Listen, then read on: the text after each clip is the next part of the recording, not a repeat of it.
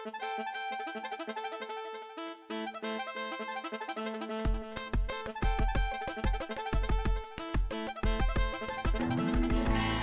right, welcome to Now This Is Podcasting. I'm your host, Connor, and I'm here, as always, with Calvin. Hey.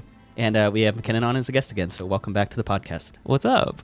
And we're talking about a movie that came out not too long ago. It was at the very tail end of 2021. We're talking about Don't Look Up, which is a Netflix film directed by Adam McKay. I'm pretty excited to talk about this one, and I think it might be a little spicy. I was texting Calvin earlier, and I was asking him what he thought of it, and he said, deeply unfunny. I kind of found shocking because I texted him back and I was like, this is probably like one of the most funny movies I've watched in a long time. I was like cracking up at it. So I think this will be a little spicy episode. I'm looking forward to it. Yeah, I can't wait to bring spice.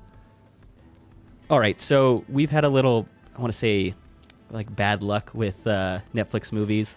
Not really. Netflix has just got bad movies. Yeah, you might be right. So it's either something that's like really bad, like a Sweet Girl. We did a review on that. I don't even know if you remember that one. Yeah, I could only think of The Harder They Fall. I was like, what other Netflix movies have we? And they're so unforgettable. I forgot that we did them. So we did like The Nightmare Wolf, which is just something that seemed really uninspired to me. Or like you said, it's something that's just really forgettable, like The Harder They Fall, which is surprising because that movie felt like it had such a good cast, and it was like felt fun to watch, but it ended up kind of building up to nothing. But I think for me, this movie, Don't Look Up, kind of really turned that trend for me. I like this director. It has an amazing cast like Leonardo DiCaprio, Jennifer Lawrence, Meryl Streep, Jonah Hill, Cate Blanchett, Tyler Perry, Ron Perlman, Timothée Chalamet. Like everyone is in this movie. It's like it's incredible cast, and I had a lot of fun with this film. So McKinnon, what's your first impression on this one? I thought it was really funny. I enjoyed it a lot. I think I was the one who watched it, and I suggested it to you, Connor. Is that right? You had asked me, you were like, oh man, I want you to watch this so we can talk about it. And I was like, oh, I actually just watched it the other day, so it's perfect, yeah. Yeah, so I saw it was suggested to me on Netflix, and I was like, Leonardo DiCaprio and Jennifer Lawrence in the same movie, that's got to be interesting. And I watched it, and I was like, that was really interesting. I'm glad you found it interesting. Yeah. Did you like this movie, or did you just find it interesting? Because I think there's a difference between the two. There is. I think I liked it because it was interesting. There wasn't... It's a weird, like, cop-out answer. I know. So I like Jurassic Park because I like what that movie's trying to do, and I think dinosaurs are cool. I didn't think that this movie was cool, but I liked what it was trying to do, and it was the only movie I could really think of that was trying to say what it was trying to say. And I thought that was interesting. Okay, perfect. Calvin, what were your first impressions of this one? Yeah, so obviously I think it's deeply unfunny. Obviously.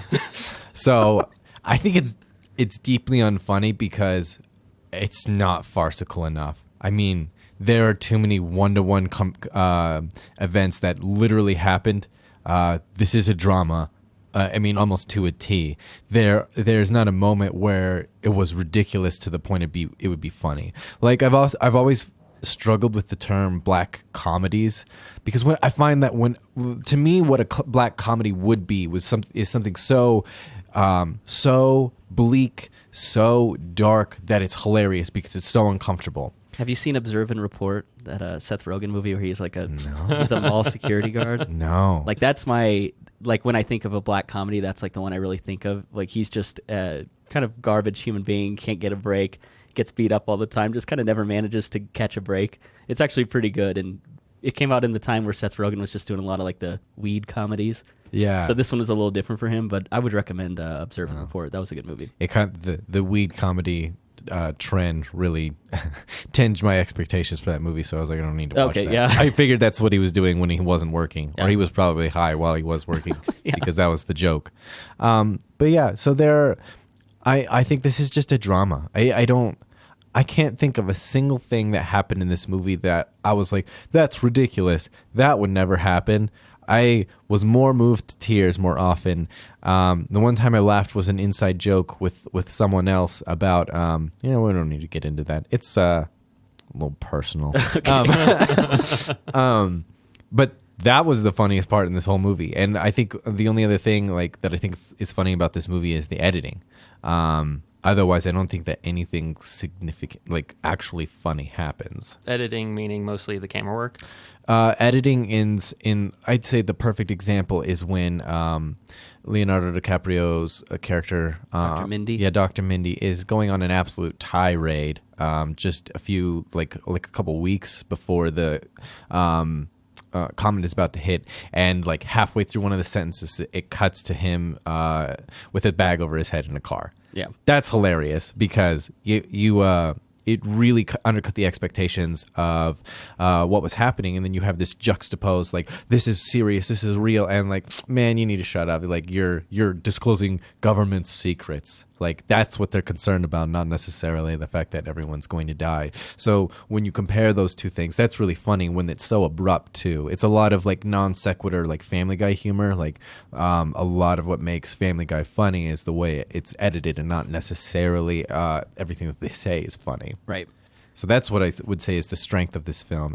But yeah, for comedy. Otherwise, this is just a drama. Right. My first thought is, I mean, I love this movie. It's probably in my like top 3 of movies that came out in 2021. To be honest, I think I'd probably put bold. Lamb and Dune ahead of it. I had a lot of fun with this movie. Not Green Knight, not The Humans. You put Dune too high. I like this. I have realized since we started doing this podcast, there's a difference between like enjoying a movie or having fun with it, and recognizing that this is like an outstanding film. Those I recognize as like outstanding films. But which one would I rather sit down and just enjoy watching? I think I probably put Don't Look Up ahead of something like Green Knight or The Humans. Well, I think those are films that are still saying something that's important, and I see those are tough because I don't want to say I enjoyed watching them. I recognize that they're like these really well done films. You mean say you didn't enjoy watching them? You did enjoy watching them, but What I mean is like I didn't sit down and like left the movie more joyful than when I started. oh sure, So that's that's a kind of maybe a distinction I've started. Wait, but I wouldn't describe this movie that way either. I wouldn't say I left like thinking more joyful or entertained after watching this. I think I felt more entertained. I felt entertained. I had a lot of fun with it. I didn't feel joyful, but it was entertaining. But we also appreciated the jokes more than you did. Right. So like, yeah, okay. You'll have to fill me in on those because I was just like I would throw out maybe like a half smirk every now and then, like, oh, that's biting, that's insightful, not funny. But so you mentioned this. What I would say is I think it's amazingly farcical and frustrating and hilarious. It felt like it was written really well, but I found out that a lot of the movie is like actually improv. And so regardless of that, yeah, I guess there's a lot of scenes with Meryl Streep and Leonardo DiCaprio, like where he's explaining kind of the gravity of the situation they're in. A lot of that was improv. And there's a lot of Jonah Hill stuff, obviously, is improv. I mean, he's kind of known for doing that. But I liked Adam McKay, and it felt like he had a really good premise, and he had an idea of where he wanted the scenes to go. So even if he wasn't like directly a part of like writing it, it seemed like he knew the direction he wanted it to go. And so all the scenes like felt really good to me, and they all felt like genuine and funny to me. It made me laugh, and it made me want to pull my hair out at the same time because it just felt like something that could be real. And you could also argue that this is something that is actually happening right now, which I think is kind of the main message that Adam McKay wanted to get across. And we'll get into more of that later. But now that we have like first impressions out of the way, let's get into the aesthetic, kind of the look of this film. I think for me, I was more focused on what the characters were going through and how they were reacting to the situation they were in. So I wasn't like trying to grab a whole lot of like visually interesting elements out of this film. I thought there was some neat stuff with kind of like the app showing up and, you know, people's TikTok videos and all this. I thought there was some like neat stuff with that. But it seems like, Calvin, I know you kind of caught more of the editing stuff. Like, what did you think of how this movie was put together? Well, not necessarily. So, yeah, a little bit of the editing. But the thing that really stuck out to me was there were like a lot of higher-minded cinematic techniques that I wasn't expecting for a movie that, from a guy who made Anchorman, would really employ here. I think there was a lot of really interesting depth of field. There's a lot of shallow focus on just characters' faces, and everything else is blurry behind. You have a lot of quick edits between, like especially if we take, for example, Dr. Mindy's tirade. The camera's constantly cutting around him, not paying attention to. Generally, the rule is that you can think of the audience as being one walls of a box. One of the walls around of a box around the actor, so you can only put the camera 3 places. You can put it, like if we're looking at the stage, like them sitting around the their little news anchor chairs. The audience is where the camera is right now in a traditional sense. So you can only ever move the camera to the left side, to the right side, and not to the back. Because if you put it to the back, then suddenly you're making this a really jarring experience. It's hard for the human mind to create continuity when you keep moving the camera so many different places, which is why we always get reverse shot when two people are in a conversation. You don't ever get the camera moving to the other side of the center line between those two people, because that's really jarring.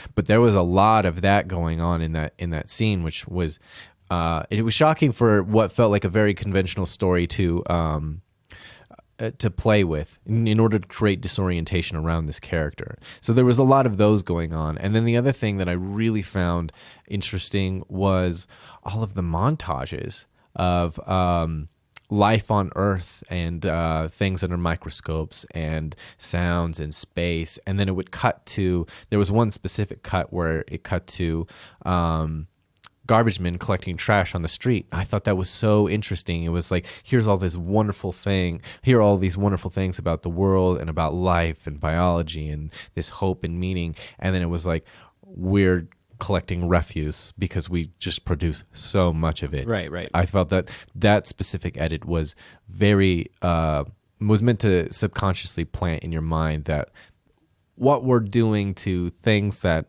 are just living is very bad. I think that was on a simple in a simple way that was just one edit that was leaning towards that. But they don't do a lot of those other edits. It's mostly just look at all this beauty in the world, and we're fighting over this comet, and all of it's going to be destroyed because of this inane argument.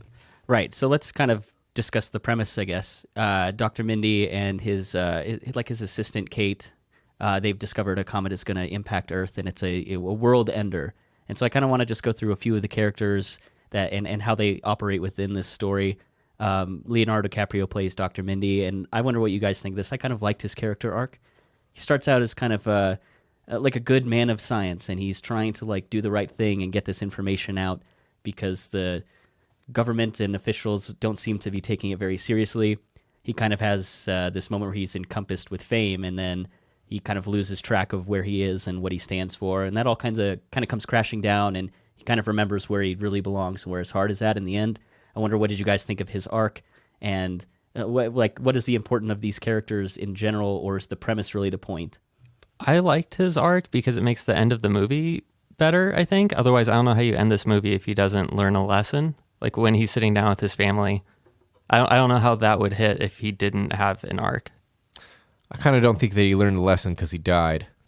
You know, it's kind of that was out of his control. Yeah, but he did learn a lesson. That's the whole thing. Is this whole thing, the entire plot of what they're trying to do is pointless because it was completely out of their control. Because they're not the people who make the decisions, right? So I find that his entire character arc distracting. I think get that. Yeah. I feel like you could have. I mean, this movie was like 2 hours and 19 minutes, so it was fairly long. I don't think that it was too long, but you certainly could have cut some time without it feeling like it's trying to just repeat the same problem over and over. I think they thought that let's give him this arc of an affair because it kind of adds a different level of tension as the movie progresses. We think we're going in the right direction, and he's drunk off of the power of thinking that he solved something and he can do whatever he wants now, that kind of thing. And it creates a different level, like rather than just the same message being repeated the whole time. It's a nice contrast between Jennifer Lawrence's character DiBiase, who acts the same way the whole movie, basically, this distraught nihilism that she has, and his naive hopefulness and turning into her distraught nihilism. Like they both come to the same point, but we get a few more bumps along the journey for him. But I ultimately don't think that you need that. I think you could have added a few other interesting situations of tensions that really spoke to what the message was about as an allegory for what's going on in government with COVID. So Right. So let's move on to then Jennifer Lawrence's character, Kate. I read on a couple sites, and this hasn't been confirmed or anything, but the budget for this film was $75 million. And between DiCaprio and Jennifer Lawrence, it was DiCaprio was paid $30 million, and Jennifer Lawrence was paid $25 million to be in this movie. which means like only $20 million. I mean, that's not including like other actors or anything that appeared in this film. And so I don't know where all the budget came from, because it seems to have some pretty good visual effects. And while a lot of it seems to be kind of, I don't want to say low budget filming, but they're not doing like these big spectacular set pieces very often. There's like one at the very end. But I mean, it is kind of amazing to me if those numbers are accurate, that so much of the budget just went to these two actors to play these characters. That seems like I would take those numbers with a grain of salt, but I found it on several sites, but none of them were like confirmed, or I would say like 100% reputable. I think obviously the other $20 million went to Ron Perlman, right? Or to pay the Comet to make an appearance. Yeah. Yeah, exactly. But yeah, I agree. I think a lot of times, like the more I've researched, like we've done research on movies like this, a lot of times it's one article that just gets cited through a bunch of other blog posts and opinion posts. And I think that, yeah, I don't think that makes any sense, because you also have Timothée Chalamet. You also have Ron Perlman. You also have some really expensive... Meryl Streep is in this movie. Yeah, you also have Meryl Streep, Jonah Hill. Like, you also have some really expensive CGI shots, like of the comet, of the little drones doing their thing, and then the whole end set piece of like them landing on that other planet. That's incredibly expensive right there, on top of just shooting a movie in what I would assume is New York or LA. I would just... if you see those numbers, I tried to investigate further. I didn't find any other information beyond that, but it sounds really fishy to me. Like maybe Netflix was trying to kind of lower like expectations of the budget here. That way, when, you know, depending on how it was received, it could be like, oh, look, it only cost $75 million, and it would have done this well if it went to theaters or whatnot. It had a really limited release. It made like $700,000 in theaters, but again, this is a Netflix film, so it was streaming. That was like the main platform it was on. But I just thought that was interesting. The idea that what like 2/3 of your budget could go to two actors is kind of insane to me. Yeah, especially when the cast is that big. That makes sense in The Lighthouse, because you have two actors. Yeah, I could believe that. Yeah, I could definitely believe that. But what I do like about Jennifer Lawrence's character, Kate, and I've been critical of Jennifer Lawrence on this podcast before, but I thought her... Unfairly so. I don't know. I thought it was appropriate for the ones we've talked about, but I thought her comedic timing was excellent in this. There's a great running joke that she has about the general who charged them for like water and chips in the White House, and it turns out they were free. And she just keeps mentioning it throughout the movie. And I was cracking up every time it was brought up. She was like, but they were free. Like, what kind of power move is that? I was so tired of that joke. I was like, really? why is this being brought up so much? I think that's why it was funny, because the number, there's a lot of you can think of comedy as being a lot of different formulas, and I think that's one of them. There's a sweet spot for repeating something inane that ultimately becomes funny. But that third one, where she's just lying down looking up at the sky next to Timothée Chalamet, and like, they were a 5-star general in the White House charges you for snacks. I thought that was like I was like, okay, that's pretty funny. Yeah. I liked it. I probably liked that joke a lot more the first time I watched it. The second time I watched it, I was like, I don't remember her saying this much, but yeah. I also like Jennifer Lawrence a lot in this movie. I've also been critical of her, probably too much. Yeah, I would say so. I think that this is probably my favorite of her performances, but that's I know that that's bad, but I'm comparing her to movies like Passengers. I think that she plays this character a lot better than she did in Passengers. Yeah, that's that crappy Chris Pratt movie. Yeah. Okay. That one didn't look like. Yeah, it looked to me like Alien without the aliens. It's boring. Yeah. Interesting. It's really boring. What would you title a movie that's Alien without the aliens? It would just be a period. Yeah, exactly. But one of the things I liked about her character, and I think is important to this movie, we talked about Dr. Mindy, how he seems to kind of lose touch, and a lot of the characters in this movie are they are oblivious or don't care about like the kind of cataclysm that's heading their way. And it's important, I think, to have a character like Kate around to keep the audience grounded and keep the story grounded, to just have a constant reminder like, hey, remember how serious this is? And yeah, this movie is kind of a commentary, and it's satirical and it's farcical, and it's trying to kind of make a joke out of this. But it's important to still have someone ground it. And that's where I thought her character worked really well in this film. Yeah, she's basically the straight man for all of the comedic timing. And that's actually, I think that's really why I don't like the fact that you have a character arc for Mindy, is because really what you should have is a bunch of archetypes clashing. Like, this is how everyone basically thinks they should solve this this problem, and the tensions that come out of all of these varied ways of looking at a problem. They're self-serving, or they're ambivalent, they're nihilistic, or they're overly idealistic. That's where the comedy comes from, and that's where also drama will come from too. I don't think that you need added drama of an affair. I think you just described this movie though. Everyone is an archetype, and they'll have a different motive for the comet, except for Mindy. That's the problem. I find him distracting. Then, if he had just stayed the same way and not decided to go off the rails and become a, I just think you can throw out the entire affair. Like, I can understand him like kind of getting lathered up in a way like, oh, everyone likes me. Like, I can be the White House chief correspondent for science or whatever. I don't remember what that was, because I think I can agree with that. Like, removing the affair, I guess, if you want to go that far. But I think you need to have enough of a branch off between Kate and Dr. Mindy. Otherwise, you just have two of the same character.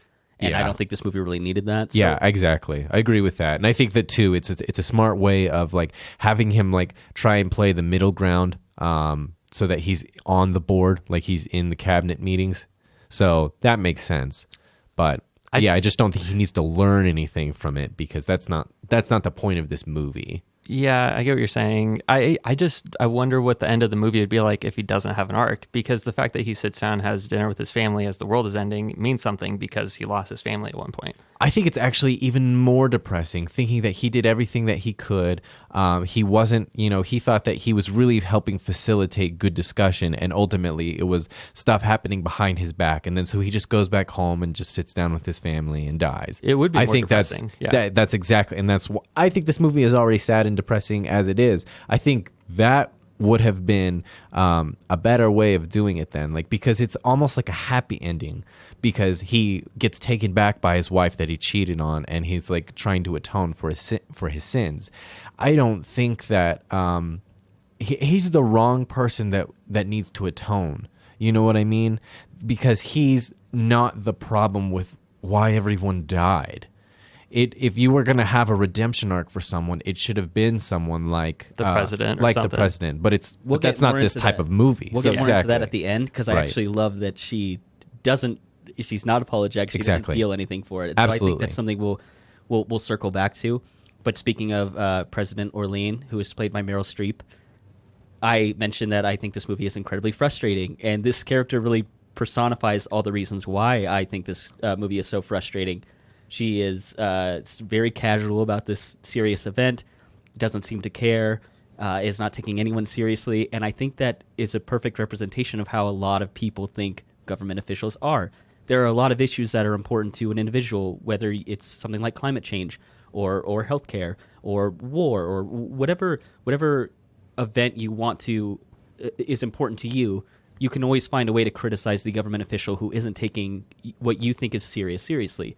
And this character does a great way of personifying that. I think Meryl Streep is perfect. I think this character is perfect for this movie, and I love the way it worked. What did you guys think of I guess she was referred to as the GOAT on set, and she didn't really know what it meant, like greatest of all time. This is a fun fact Hannah told me about, actually, but like Jennifer Lawrence would say it to her, and she would just make like bah noises. Like she didn't know what it meant, and she thought it was like maybe like, oh, an old goat. Like they were kind of maybe a jape at her or something, but it turned out it was like, no, you're the greatest of all time. Like, so what did you guys think of Meryl Streep in this film? I think she's exactly the problem I have with this movie. It's perfect. So like I said, I knew this was going to be spicy. Yeah, she is. She seems too understated and too real. I think as a one-to-one counterpart to Trump, she is not.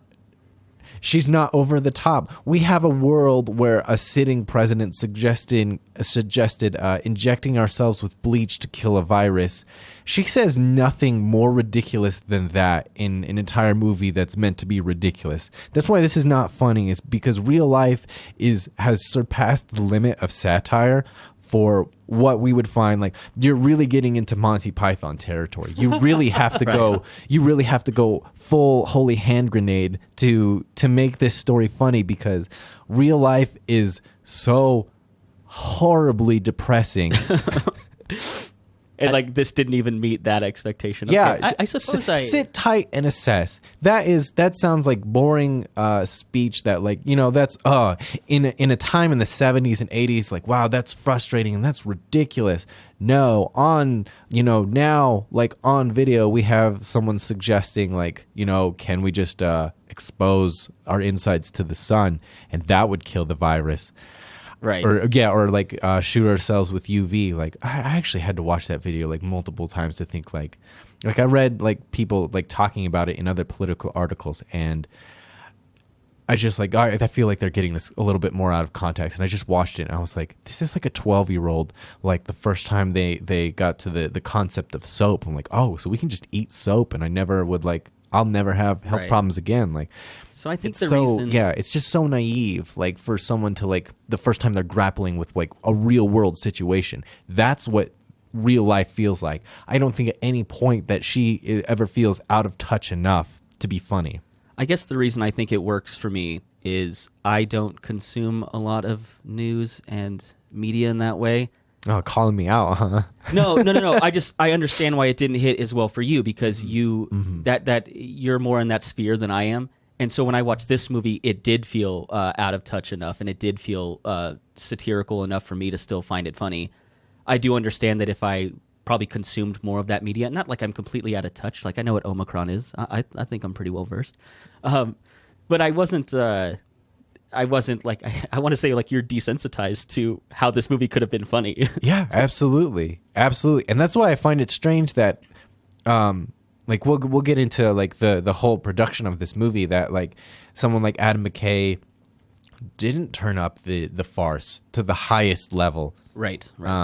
So that's really what I find the most strange is a very public figure who is aware of all of these news stories didn't add more elements like that. Right. McKinnon, what did you think of Meryl Streep? How does she function in this movie? Did you enjoy it?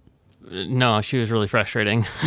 The first time I watched this movie, I was about halfway through it when I realized that this is actually how real life could be. Right.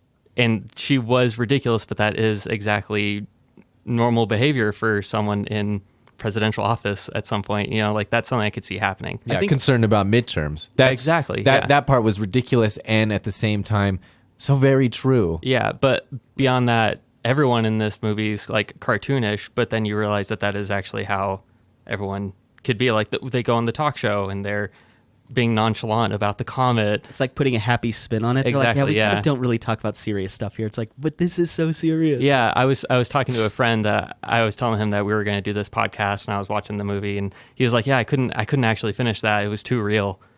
Like I don't like with everything going on in the world right now. He's like, I don't want to watch a movie about how nonchalant people are with like the pandemic and stuff." And I was like, "Gosh, that is a totally legitimate response to have to this movie."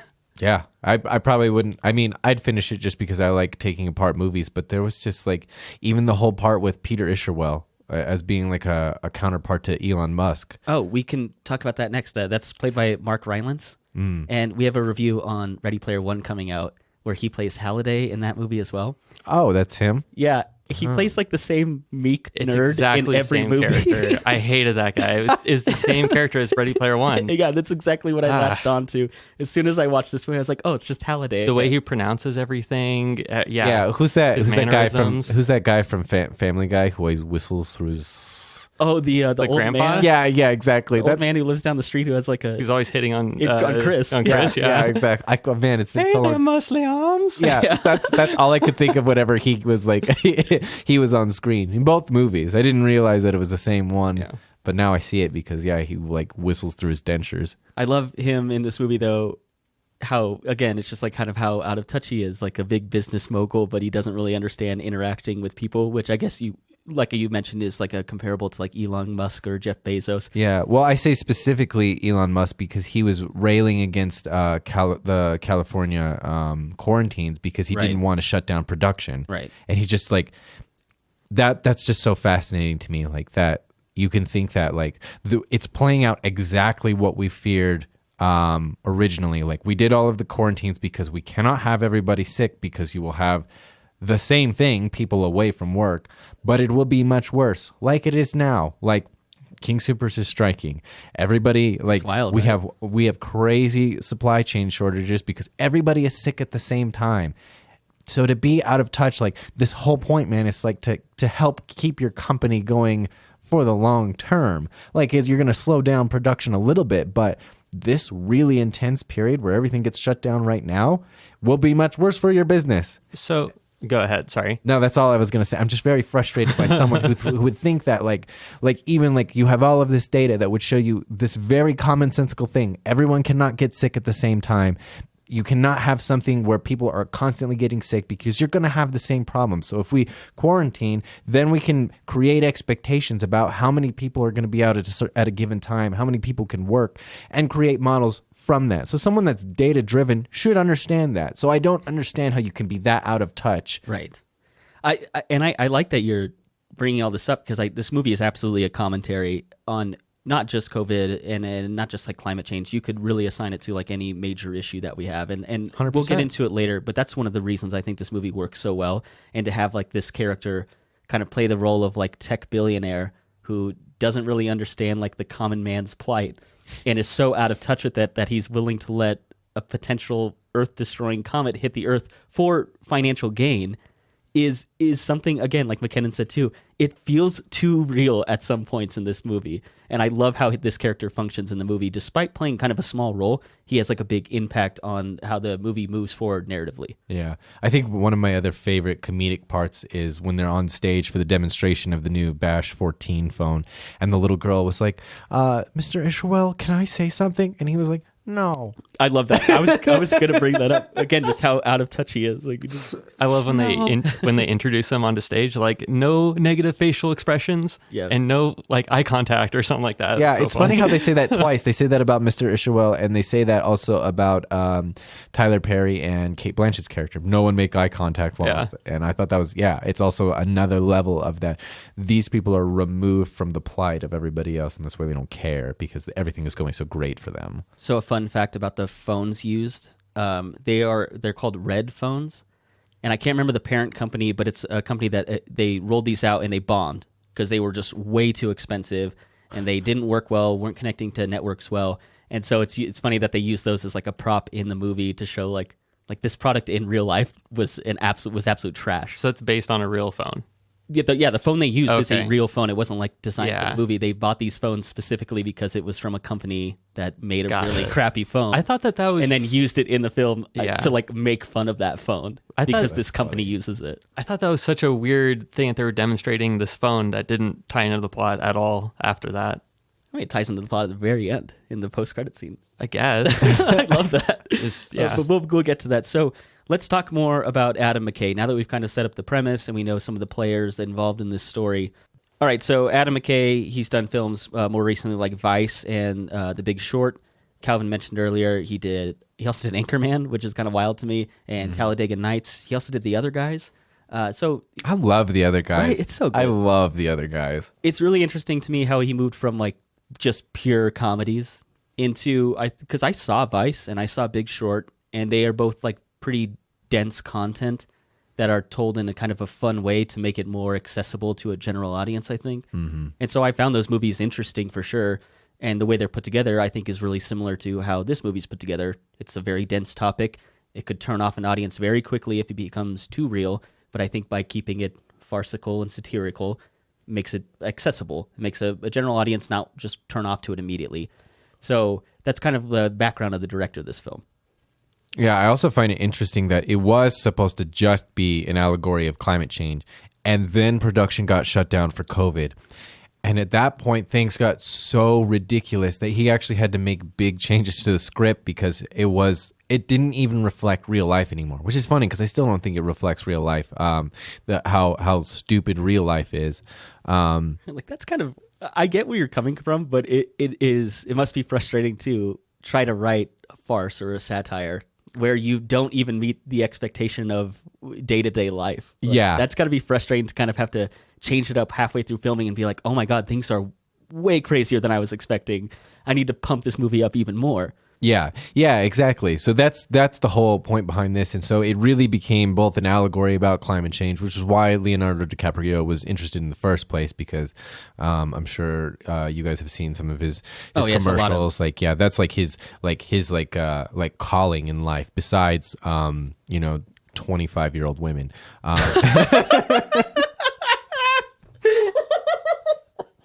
That's really good. Oh my goodness. I don't know. I can't remember if it's him or Tom Cruise, but there's an expiration date for his girlfriends. It's like 29. Oh my god. Literally, like they get to 29 and like, I'm getting a few more lines than I like. A little long in the tooth there. Yeah, time to. So yeah, it literally there's like an age chart of like over the years, like as his girlfriend gets older, she hits a certain point, and then it drops to the next girl. Yep. So he has like some redeeming qualities, like his activism for climate change. So, which is why he was interested in this movie. Of course. Mm-hmm. I know he's done a lot of award speeches that surround climate change, which has turned a lot of people off to liking him as an actor. But again, I think there's a point where I suppose you have a platform, and if you want to say something, like you can and you should. I think that's exactly what this movie is talking about. Right. Is like Mindy had that platform and really wanted to take advantage of it, and even if it meant like throwing away, like he got distracted for a little bit, but ultimately threw everything away because the situation was so dire that they had to do something. My issue with like athletes or actors and actresses who have a platform and they say a lot of things is just because you're a fan doesn't mean you need to listen to it wholeheartedly. I'm not criticizing Leonardo DiCaprio specifically. I believe that climate change should be talked about and should be acted on. My point is you have a lot of people who say things and you just take it as truth because they're famous. Like I think there's an important role that you as the consumer play in like doing your own research and understanding the topics that are being talked about. There's just that's one of my criticisms of people who it seems you get fame and all of a sudden you're credible, and I don't believe that is true. Yeah, I don't think so either. I think it's important to note that a lot of like the science around climate change is almost unanimous. You're talking about 90 to 95% of all scientists agree that human activity has contributed significantly to greenhouse gases and to climate change at an exponential level. Right. That's not the one I'm criticizing, because that's something I believe in personally. So that's not the one I'm criticizing. I just think in general. Yeah, the idea of it. Yeah, like why would we ask like why does LeBron James know more about XYZ in the economy than I do? Right. I think it's also kind of weird to ask like athletes on the topic of vaccination, like especially like the whole Novak Djokovic thing. Like they don't really like, they have like some idea, like they just give their stock answer of like, this is what I'm told. We should do this. Right. But like beyond like why, like those personal opinions, like a lot of times they can be very harmful, because really what they should be doing is, if you ask that person a question, they should be directing someone who has knowledge on the topic, which is the whole point of like what DiCaprio is talking about. It's like, look at all of these scientists saying these things. Because the only real reason, when you get into like philosophy that deals with the theory of acquiring knowledge, like the best way I think in this world that we really have of verifying anything is when a lot of people understand the same thing the same way. That's obviously not a good model. That's not like the best model, because things can go in the wrong direction. But when you're talking about science as its current state, that's really what you need to look at, is like, this is the consensus, because given all of the data, given all of the history, this is the best way forward. No, I think what you're saying is a good point, and it is told well in this story, which I think is the point. Like you talked about Adam McKay, everything I read is essentially this was supposed to be a story about his concern with climate change. And I think it is conveyed really well, because it's a topic that is, and it's a topic that's not really discussed enough, especially like in the media. It seems it's like kind of put a spin on it, or it's not really talked about in a valuable way, which is how the media operates in this story as well. It's everyone is like Tyler Perry's character is trying to kind of, he's like, hey, we don't really talk about these things. It's supposed to be, this is an upbeat show because people don't want to hear about how bad things are. But the point of this movie is like, things are bad now. And the only way to really convey that to people in this story is, instead of making it climate change, like that's the comet acts as a surrogate for that. And that's why I think this story works out really well, because humanity in general will look at a world-ending comet impact and immediately recognize, like, hey, this is a huge problem. We need to do everything we can to stop this. The point that Adam McKay is trying to make is that same thing is happening right now, and we're not acting on it. We're not doing enough about it. So that's why I think the story works so well, and using the comet as kind of a place taker makes a lot of sense to me.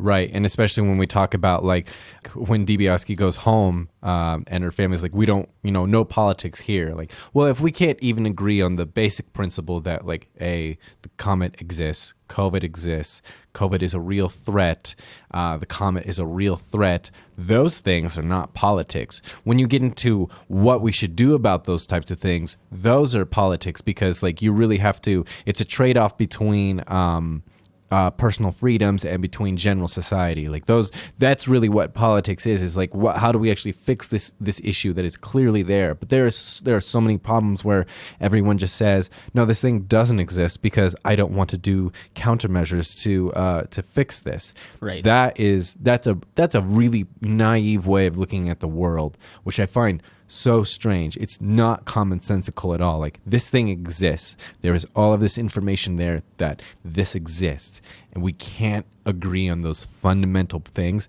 That's why this movie is not funny to me, is because they did not play that up at all. It was just like face value. This is funny, huh? Like, no, this is happening, man. This is not fun. Right. McKinnon, I want to know, where do you feel, like, what's the heart of this movie and what is the message of this movie? I think Calvin and I have got our thoughts out on it, but do you kind of fall in line with that, or do you have any other kind of extended thoughts on that? I think the message of this movie is obviously that humans need to understand that there are bad things going on right now, like the pandemic or global warming and stuff like that, and we need to just realize that is a reality and do what we can to stop it. Like, I think that's very heavy-handed in what the message of the movie is. Okay, right. I don't think it's subtle in any way with the message at all. No, and again, I don't think that's the point. I think it's supposed to be like, hey, it's a commentary on how the world is right now. Yeah, we're concerned about this, and right. Everyone should be too. Which is interesting. It's interesting. I didn't realize that it was actually about global warming, and then it was put on hold because of the pandemic. Because if it had come out before the pandemic, I wonder how it would have been accepted. Like, movie. Yeah. I feel like it actually might have been funny. I think it would have been funny, like almost predictive in a way. Yeah. Well, like you would watch this and be like, oh my God. And then 5 months later, lockdowns started happening. You're like, oh my God, like, Don't Look Up is happening right now. Yeah. I think you could have definitely had that. Yeah, and then now we'd be talking. No, I'm sorry, go ahead. When I saw this, I wasn't drawing comparisons to the pandemic because I'm an idiot. I was thinking about global warming. I was like, oh, this is how people are with like the state of the climate and stuff. Which was essentially the initial goal of the film. But as a human living in 2022, I should have realized that, oh, this is also what's happening with COVID. Which is a point I want to make, and why I think this film works so well. I kind of mentioned it briefly earlier, is this film works. If your big concern is like, hey, I hate the way healthcare works in this country, you could put that in the place of the comment. Like, why are my government officials not taking it seriously? Why is industry taking advantage of this situation? Why is the government helping industry take advantage of this situation? Which is how Bash functions in this story. Is it's an industry that, instead of just doing the right thing and let's get rid of this comet, let's remove the problem early, they are going to mine it for valuable materials at the expense of like lower income countries. Like, oh, it's going to hit somewhere in like South America, I think, and they kind of pay them off. Yeah, there were conspiracies that they paid off the Chilean government to allow the comet to hit off their coast. Right. And then that was played out as like as people we have a bunch of illegal Chileans coming over our border because they're afraid of the comet that's not going to hit. Right. Which I think is it's also hilarious. So if they played up the movie more after the pandemic happened to make it more ridiculous, but before the rewrite, was it just about global warming, or was there still a comet? Yeah, it was a comet. Okay. But it was all of the rhetoric surrounding climate change. Okay. Yeah, that I would have liked to. I wonder what that version of the movie would have been like. Yeah, I wonder if like this movie would have been like. Very. Absolutely. I think it would have been hilarious to watch this movie if this movie had come out in like 2016 and we were watching it in 2022. Like, wow, this is hilarious that back then this movie was funny and now real life is way worse. Right. You would have enjoyed the movie a lot more. Yeah, right? in 2016, yeah. And then I would have looked at it like, oh man, he He actually understood the So- human condition better than I did. You just dislike the movie more because of the social climate that we're in. It's not a satire, which Right. is very clearly what it's trying to be, because a satire should have more farcical elements. It should really be playing up the fact that when we take something that happens in real life and just turn it up a couple notches to make it ridiculous and make the point, like that's funny, that's satire. This is just a drama with like a weird couple like humorous bits in there. That's really like my issue with it. I don't think it's a poorly made movie. It suffers because of the time it came out, though. I mean, it's not necessarily the time it came out. It's that like you saw all of these things happening. You could have made it more ridiculous if you Okay. wanted to be a satire. Okay, I think about people talk about some movies when they say like, "Oh, if this movie came out now, this would have been way better." Movies like we have a poster of Treasure Planet on the wall, and if that movie came out nowadays, I think people would enjoy it a lot more than when it came out. So I think it's unfair to evaluate a movie based on when it came out, because some movies are really good. They just kind of came out at the wrong time. Yeah, I think my issue is more the creative control he had over Okay. making it more ridiculous. We talked about Jojo Rabbit not too long ago, and that is purely a satire. Mm-hmm. And it is over the top. I think Calvin had the same problem. He was like, it's not over the top enough. And I thought it hit the sweet spot of satire, kind of the same way this one does. But Jojo Rabbit is more over the top in the way it uses, especially the way it like utilizes Hitler in that movie. Mm-hmm. You don't really have a Hitler in this movie. They don't use it to that extent, I guess, which I suppose I understand where you're coming from, them, Calvin. But I still think it was farcical enough. I have a question real quick. Yeah, go for it. So knowing that Adam McKay did this movie and also the other movies like Talladega Nights and Anchorman. Anchorman, the other guys and stuff, would you guys like to see a version of this movie with Will Ferrell? Oh my God. That's my whole thing is like you can make this movie that tone. Mm-hmm. You could take the tone of Anchorman and make Don't Look Up. I think you're so right, actually. And I think, honestly, it plays to an audience so much better. And then you really understand that this is supposed to be funny because everyone just knows Will Ferrell does comedies. So Yeah. I think you're absolutely right, Calvin. I think this is probably better if you have Will Ferrell playing Dr. Mindy instead of Leonardo DiCaprio. Yeah. That's such a good point. And Will Ferrell also can be serious. Like, he doesn't need to play Will Ferrell from Step Brothers or something. Yeah. Calvin, have you seen Stranger Than Fiction? Yeah, I have seen Stranger Than It's Fiction. one of my favorite movies, and Will Ferrell is like a pretty serious guy, and like weird stuff's just happening to him. I feel like he would play that character in this movie. I kind of well. think he would actually be better as President Orlean. Oh my God. That's what I'm thinking is like a little bit more understated than his ridiculous antics of Anchorman, but someone that just is clearly out of touch. That's a good idea. I hate the idea of recasting Meryl Streep, but She does a good job too. But I also think that I just think the addition of Will Ferrell in this movie probably makes it hit home a little more for the satire and what it's really going for than Leonardo DiCaprio does. Well, I don't think Leonardo DiCaprio did a bad job at all in this. I think you're probably right. McKen, that's an excellent question. I think you're right. This movie is one Will Ferrell too short. Yeah, because I mean, Leonardo DiCaprio doesn't have particularly funny moments, right? Like, he's not written funny. No, he should be like, he's supposed to be that type of everyman. Like, this is a problem. Let's do something about it. I'm gonna try and play in both middle ground so I can create Inner compromise. turmoil or He's something. very Yeah. pragmatic in this movie. Yeah. Which is what you needed. until the affair, and at that point the movie just goes off the rails because that's not his character anymore. That's not his function for the narrative. So that's why I find it very confusing and distracting, is because he should be connecting all of these pieces and it still doesn't work. That's the point. It's because the machine is so big that really we're talking about like one person's design for a comment being the end of humanity.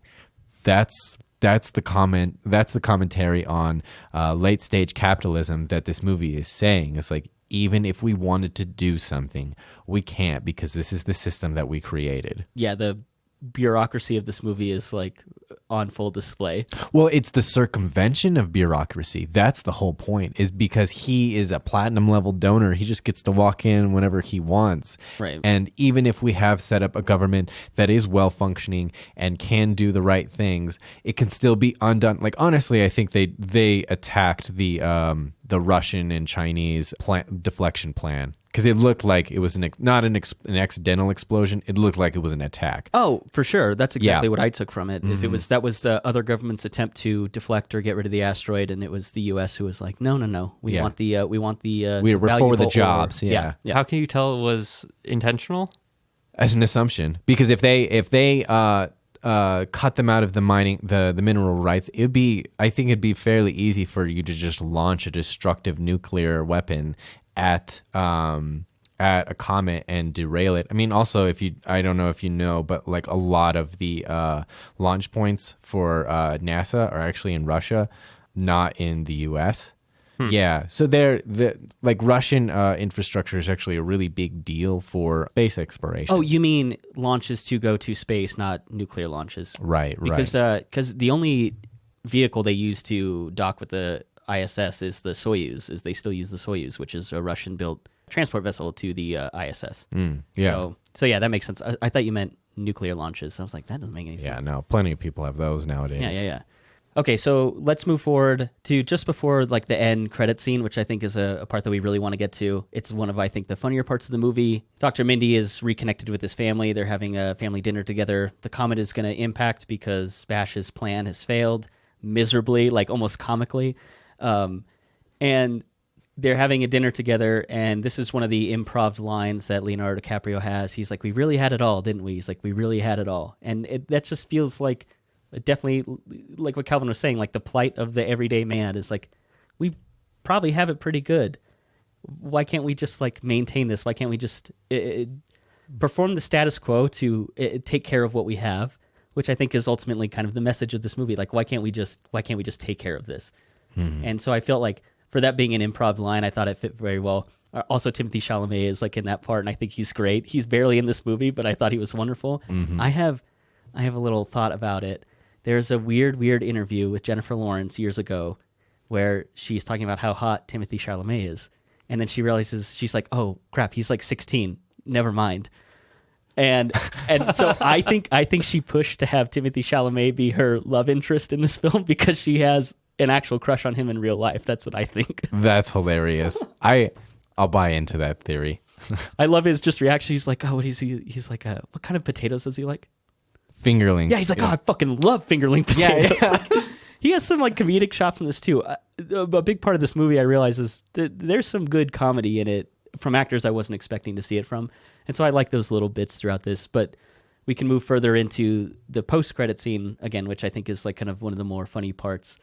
The government officials and dignitaries and those in power have gotten on a ship that will take them into the to a distant planet, like 20,000 years in the future. They're all in cryosleep and they land on this planet, and they all act so stupid.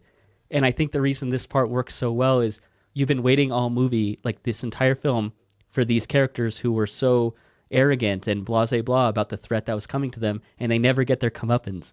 And the fact they finally get it at this like post-credit scene, I thought worked so well. Very satisfying. Right. Especially when they get out and like, yeah, we only had 47 dead in our sector. Right. I really like the end of the movie was pretty funny. I really like the joke about the Bronterock after Meryl Streep gets eaten.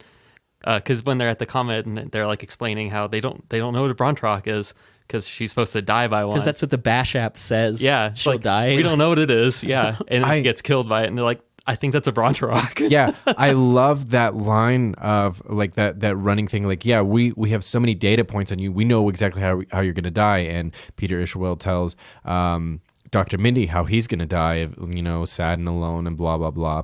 And then President Orlean asks how she's going to die. He's like, you're going to be eaten by a Bronterock. She's like, what is that? He's like, we don't know. We don't know yet. And I think that's funny right there because it means that like, oh, their data is flawed. They have no idea what they're doing. They're just going by like, oh, the computer spit this out. This must be true. We tracked your cookies. We know. Yeah, exactly. But then it's clearly he doesn't die alone and she's not eaten by a Bronterock until the end when she is eaten by a Bronterock, which means that they ignored the fact that their calculations for how the drones were going to break apart the asteroid were wrong. You know, if their data was so good that they predicted something like in the future 20,000 years of an animal they had no idea existed, That's so true. they absolutely knew that their mission wasn't going to work. You're just picking a hole in the plot, and that's not the point of the movie. No, I'm not. I'm not picking a hole in it. I'm saying like that's how self-serving they were being. yeah. Like they decided to ignore all of their own data, and that to me is an extra level of nihilism. That's so. I was like, oh my God, she eaten by a bronto. Like, wow, that's so much more depressing now than it was a moment ago when it was funny. Yeah, it's like in Jurassic Park when Jeff Goldblum says, like, we stood on the shoulders of geniuses and we didn't earn it for ourselves. It's like that. I always had a problem with that line. Every advancement we've ever had has been on the shoulders of someone. I know. That's literally what Isaac Newton. Sense. That's literally what Isaac Newton says. Like the only reason I can see far is because I'm standing on the shoulders of giants. Like that's how all of human knowledge works. Yeah. I understand the line and how it works in that film, but practically it doesn't make any sense. Yeah. Like by that logic, everyone should have to invent everything for themselves after they're born, and that's the only way you get any advancement is just whatever happens in your lifetime. So that line never made sense to me, but it sounds very dramatic and it sounds really it's a good line. In it's a good Jurassic line. Park. Yeah. One of the other fun facts I have about this movie is Adam McKay said that Leonardo DiCaprio had a big problem with Meryl Streep being nude during that end credit scene. And he was like, she's basically film royalty. And it was a body double for that scene.